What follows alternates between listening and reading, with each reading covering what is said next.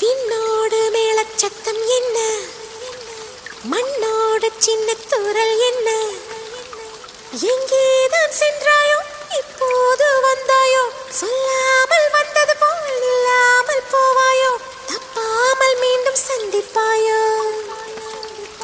நீ வரும்போது